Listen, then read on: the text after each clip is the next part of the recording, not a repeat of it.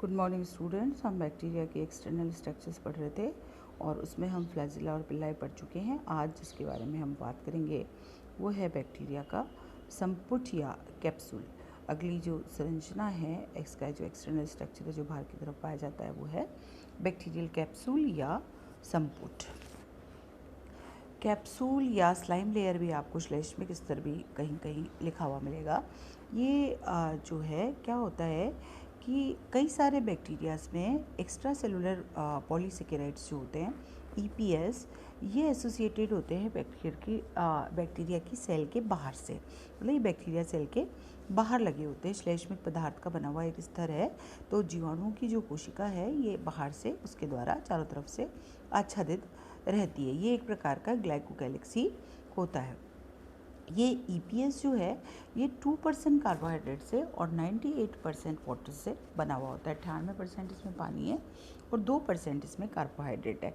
तो एक तरह से ये गमी एक्सटीरियर देता है, बाहर गोंद जैसी सी चिपचिपी सी संरचना, गाढ़ा जली समान पदार्थ लगा हुआ रहता है। इसको हम कैप्सूल कहते हैं। मॉर्फोलॉजिकली हालांकि दोनों का जो है फिज़िकल कॉन्स्टिट्यूशन जो है, भौतिक संरचना सिमिलर है, लेकिन इनकी इस आकारिकी के अकॉर्डिंग हम इनको दो प्रकार से देखते हैं। एक कहलाता है कैप्सूल और दूसरा कहलाता है स्लाइम। आकारिक के रूप से ये एक्सट्रीम्स जो हैं दो तरह के होते हैं, कैप्सूल और स्लाइम। तो कैप्सूल जो होता है ये तो होता है थोड़ा रिजिड, टाइट और closely associated with the cell wall. जो सेल की वॉल है उसके साथ चिपका हुआ सा पाया जाता है, अटैच सा पाया जाता है और थोड़ा रिजिड और टाइट होता है।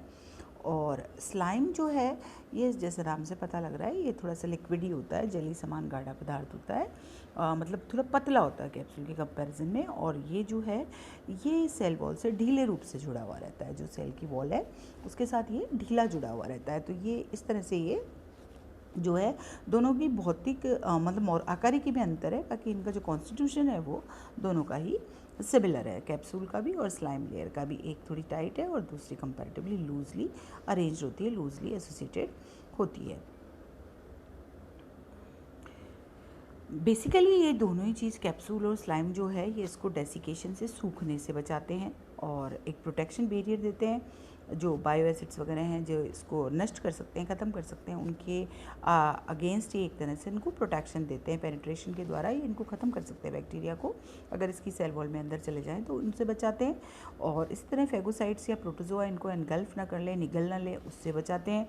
और बैक्टीरियल सस्पेंशन में ये एग्रीगेशन और सेल्स जो है एग्रीगेटिंग और सेटलिंग सेल्स होती है, उनसे ये इनको उन बैक्टीरियल सस्पेंशन को उसमें प्रिवेंट करते हैं। और इसी तरह से ये अटैच जो है बैक्टीरिया को किसी सरफेस से अटैच करने में भी हेल्प करते हैं। तो ये स्टेबिलिटी देते हैं बैक्टीरियल सस्पेंशन को और जो है अटैचमेंट में भी हेल्प करते हैं, कैप्सूल और स्लाइम दोनों ही चीज़ें। अब हम बात करें आगे, तो कैप्सूल्स जो हैं वीकली एंटीजेनिक होते हैं और स्ट्रांगली एंटीजेनिक भी होते हैं, मतलब जो है इनमें एंटीजेनिक प्रॉपर्टी पाई जाती है depending on their chemical complexity. कितना इनका जो रासायनिक संगठन वो कितना कॉम्प्लेक्स है उसके अकॉर्डिंग ये वीक से स्ट्रॉन्ग तक एंटीजेनिक पाए जाते हैं। ये कोवेलेंटली लिंक्ड होते हैं to the underlying cell wall और just loosely bound to it. जैसा मैंने भी आपको कहा कि अगर ये कैप्सूल की फॉर्म में है तो ये अच्छे से जुड़े हुए रहेंगे और अगर ये स्लाइम लेयर की फॉर्म में है तो लूजली जुड़े हुए रहेंगे। जो कैप्सूल के साथ जो बैक्टीरिया है वो स्मूथ कॉलोनीज़ बनाता है, जबकि विदाउट कैप्सूल जो है वो रफ़ कॉलोनीज़ बनाता है। और ये स्मूथ और रफ़ जो है ये वेरिएशन होता रहता है और ये जो है सेल अपनी एबिलिटी कैप्सूल बनाने की लूज़ भी कर सकती है। इसी तरह से जो कैप्सूल का बनना है, एक तो ये एस और आर की शिफ्टिंग भी चलती रहती है, मतलब स्मूथ और रफ़ कॉलोनीज़ बनती रहती है, क्योंकि जो कैप्सूल का बनना है वो भी एक परमानेंट फिनोमेना नहीं है कि कैप्सूल होगा ही होगा। कैप्सूल कई बार वातावरणीय परिस्थितियों पर डिपेंड करता है। एक्चुअली इसका जीवन बनाए रखने के लिए कैप्सूल इम्पॉर्टेंट नहीं है, जीने के लिए ज़रूरी नहीं है, लेकिन अगर जो अनफेवरेबल कंडीशन आ गई है, वातावरण की अगर परिस्थितियाँ थोड़ी ऐसी आ गई है जो उसके लिए फेवरेबल नहीं है, तो उस समय ये कैप्सूल सिक्रीट जो है कर लेता है और या फिर कैप्सूल जो है लूज़ भी किया जा सकता है। तो ये जो फॉर्म्स हैं ये आपस में चेंज होती रहती है। तो बेसिकली जो है ये या तो वातावरणीय परिस्थितियों के समय जिन पे ये पाया जाता है उनके द्वारा, उन होस्ट टिश्यूज़ के द्वारा उत्पन्न होता है, और या फिर अगर आप इसको किसी संवर्धन माध्यम में डाल लें, बैक्टीरिया को अगर रक्त, सीरम या प्रोटीन या रासायनिक द्रव में रखें तो वहाँ पर ये संपुट जो है बना लिया जाता है या कैप्सूल जो है वो बना लिया जाता है। तो कई बार बनने के बाद ख़त्म भी हो जाता है और परिस्थितिजन्य पुनर्निर्माण भी किया जा सकता है। और कई बार इनको के एंटीजन भी कहा गया है, जैसे एंटेरोबैक्टीरियसी जो है उसमें इनको कैप्सूल्स को के एंटीजन कहा गया है। इसी प्रकार इनको वीआई एंटीजन भी कहा गया है, जैसे साल्मोनेला टाइफी में ये वीआई एंटीजन कहलाते हैं।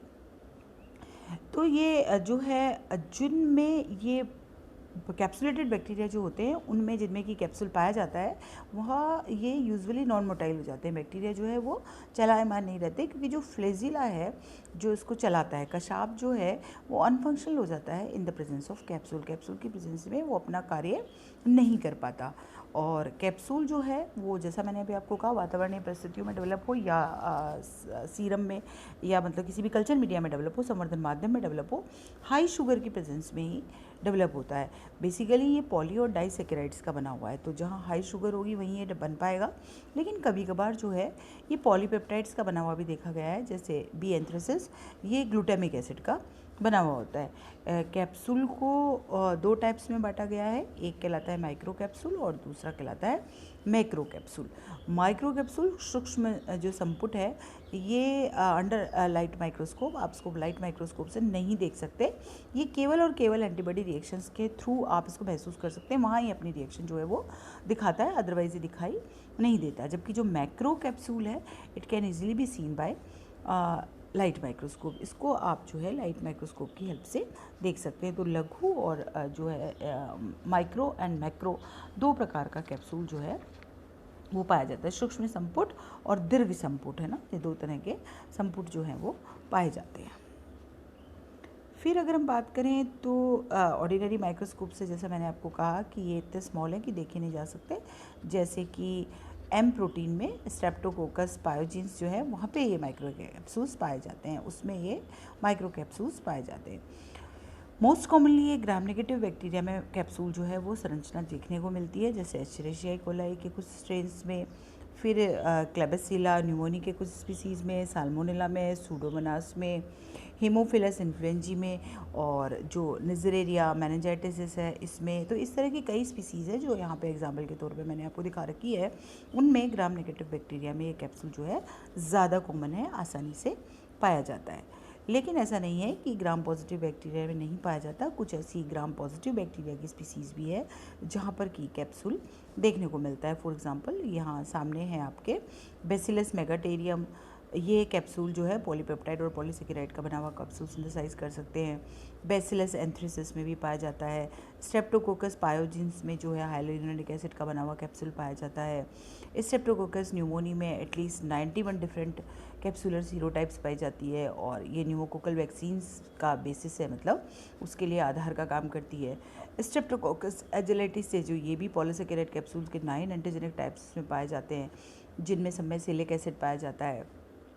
स्ट्रेप्टोकोकस एपिडर्मिडिस इसमें भी पाया जाता है कैप्सूल, और स्टेफाइलोकोकस और इसमें भी पाया जाता है। तो कई सारे ऐसे ग्राम पॉजिटिव बैक्टीरिया भी है जहाँ पर कि हमें कैप्सूल देखने को मिलता है। और कैप्सूल की जो स्ट्रक्चर है वो, जैसा मैंने आपको कहा, आसानी से नहीं देखी जा सकती, लेकिन फिर भी इसको पहचानने के लिए, इसको आइडेंटिफाई करने के लिए कैप्सूल की स्ट्रक्चर को कुछ स्टेरिंग टेक्निक्स यूज़ की जा सकती है, जिनके अकॉर्डिंग ये फिर आसानी से पहचाना जा सकता है या देखा जा सकता है। तो कई सारे मेथड्स हैं, और उन मेथड्स के अकॉर्डिंग जब इसको देखा गया तो कैप्सूल जो है एक क्लियर हेलो, बैक्टीरियम के चारों तरफ, बैक्टीरिया के चारों तरफ क्लियर हेलो पार्ट की तरह दिखाई देता है, खोखले पार्ट की तरह क्लियर दिखाई देता है, क्योंकि इंक जो है ये कैप्सूल को पेनिट्रेट नहीं कर पाती, तो अंदर बैक्टीरिया तो जो स्टेन हो जाता है, और बाहर जो है ये, जैसे इंडिया इंक स्टेनिंग इसके लिए यूज़ करते हैं, तो उसमें ये एक हेलो पार्ट की तरह बैक्टीरिया के चारों तरफ दिखाई देता है। इसी प्रकार से जो कॉन्गो रेड जो स्टेन है वहाँ पर भी जो है उसके द्वारा भी इसको जो है वहाँ पर भी एक clear halo between the pink stain bacterium और ब्लूइश ग्रे स्टेन बैकग्राउंड के बीच में आसानी से दिखाई दे जाता है हेलो पार्ट की तरह, वहाँ पर भी ये अपीयर क्लियर हेलो पार्ट की तरह अपीयर हो जाता है। ये मैनुअल्स कैप्सूल स्टेन कहलाता है। इसी तरह से सीरोलॉजिकल मेथड्स में भी जो है एंटीजेनिक होते हैं और कैन बी जो है demonstrating by mixing it with specific anti capsular serum. जो भी एंटी कैप्सुलर सीरम है उसके साथ इसको मिक्स करके डेमोन्स्ट्रेट किया जा सकता है। और फिर जब इसको माइक्रोस्कोप के अंदर हम देखते हैं तो वहाँ पर भी ये थोड़ा सा स्वेलो होकर थोड़ा सा फूल कर क्योंकि इसके रिफ्रैक्टिविटी इंक्रीज हो जाती है तो उससे थोड़ा स्वेलअप हो जाता है और वहाँ पर भी ये आसानी से दिखाई जाता है। इस प्रकार का जो फिनोमेना है ये क्वेलेंग रिएक्शन कहलाता है। तो India ink staining, Congo red वाला मैनुअल्स कैप्सूल स्टेन या क्वेलेंग रिएक्शन सीरोलॉजिकल मेथड में, इनसे कई तरह की टेक्निक से हम इसको स्टेन करके और फिर इसको जो है आसानी से देख सकते हैं। तो अब आपको यहाँ डायग्राम में दिखाई दे रहा है कि नॉन कैप्सुलेटेड बैक्टीरिया किस तरह से दिखाई दे रहे हैं और जबकि जो कैप्सुलेटेड बैक्टीरिया है इनको जब हमने स्टेन कर लिया है तो वहाँ आपको बैक्टीरिया अंदर डार्क कलर का दिखाई दे रहा है, रॉड शेप जैसे यहाँ बैक्टीरिया दिखाई दे रहा है, और फिर बैकग्राउंड आपको अलग कलर का दिखाई दे रहा है और बीच में एक हेलो पार्ट जो है वो दिखाई दे रहा है, दैट इज़ कैप्सूल। तो इस प्रकार कैप्सूल को स्टेन करने के बाद ये एक जो है अलग से क्लियर पार्ट की तरह यहाँ पे नज़र आता है। तो इस तरह से हम इसको स्टेन करके देख सकते हैं। जनरली हम इसको वैसे आसानी से नहीं देख सकते। एक और चीज़ जो यहाँ रह जाती है कि कैप्सूल का जैव संश्लेषण बायोसिंथेसिस भी किया जा सकता है।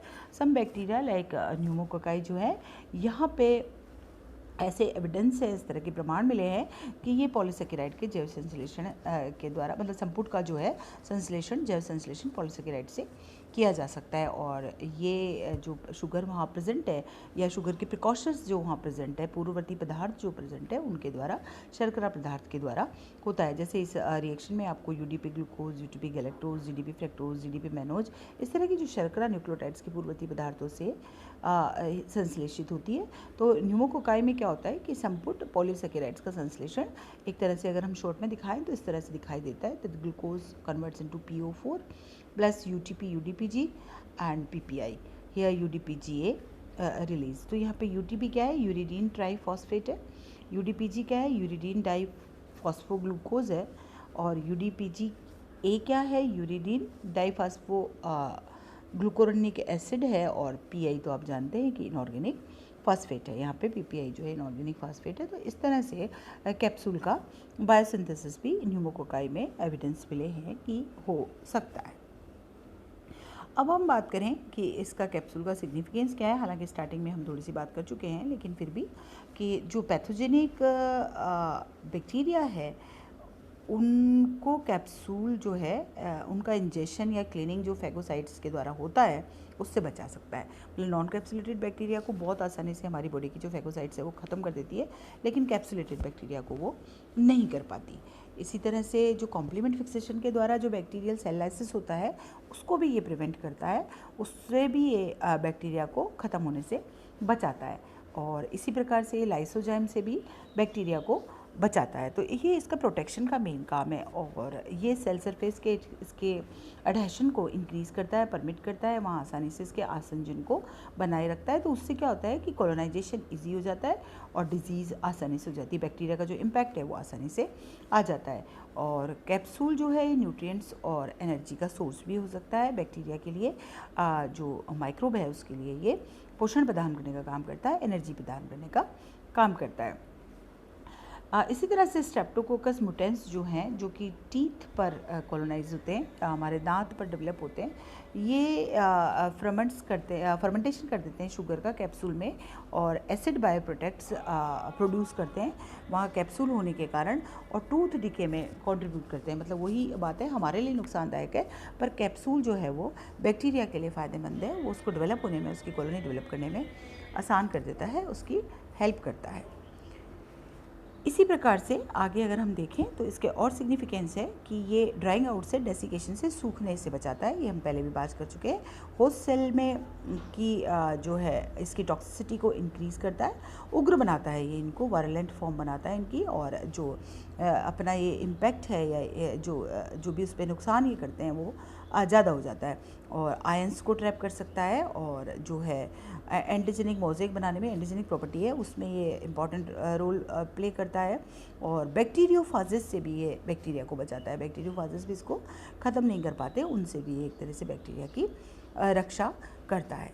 एग्जाम्पल्स पहले भी हम बात कर चुके हैं, खैर स्ट्रेप्टोकोकस न्यूमोनिया में, बैसिलस एंथ्रेसिया में, निज़लेरिया मेनिंजाइटिस में, इन सब में कैप्सूल, मैं लगभग सारी एग्जाम्पल आपको बता चुकी हूँ, इन सब में कैप्सूल पाया जाता है। तो ये हमारा जो भी सेल प्रोजेक्शंस हैं, जो बाहरी अतिवृद्धियाँ है सेल वॉल के बाहर, उनके बारे में हम बात कर चुके हैं बैक्टीरिया में। अब हम वापस नेक्स्ट क्लास में बैक्टीरिया की जो इंटरनल स्ट्रक्चर्स है उनके बारे में बात करेंगे, और आई थिंक उसके बाद हमारा जो फर्स्ट चैप्टर है बैक्टीरिया के बारे में, जो चैप्टर है वो ख़त्म होता है।